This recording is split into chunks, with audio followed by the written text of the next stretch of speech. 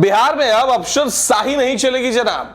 जनता से दुर्व्यवहार करो या नशे में पकड़े जाओ, सीधा बर्खास्तगी या सस्पेंशन।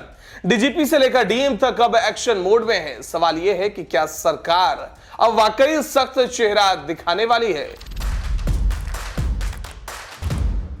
नमस्कार, यह हमारा बिहार और मैं हूं आपके साथ दिनकर आनंद।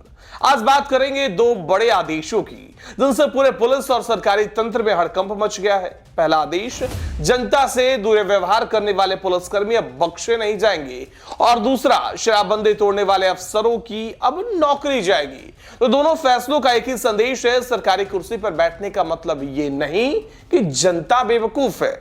तो हाल के दिनों में दो घटनाएं सुर्खियों में रही दोस्तों। पटना के नदी थाना और कटिहार के बारसोई थाना में पुलिसकर्मियों ने आम नागरिकों के साथ अभद्रता किया।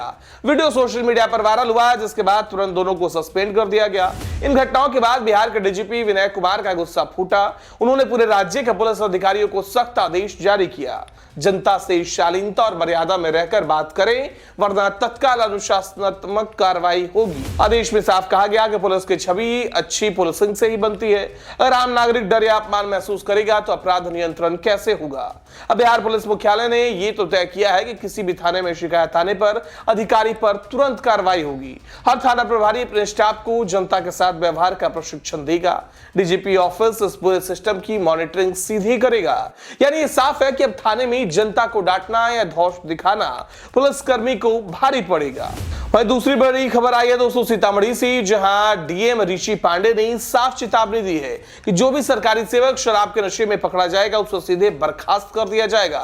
दरअसल बिहार में शराबबंदी कानून लागू है दोस्तों, लेकिन इसकी धज्जियां सबसे ज्यादा वही लोग उड़ा रहे हैं जो इसे लागू करने के जिम्मेदार हैं।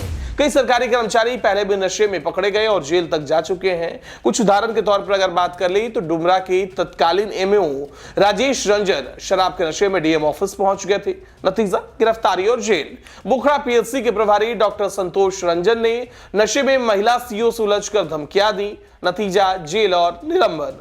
शिवहर में डॉक्टर कमल किशोर सिंह भी नशे में पकड़े गए।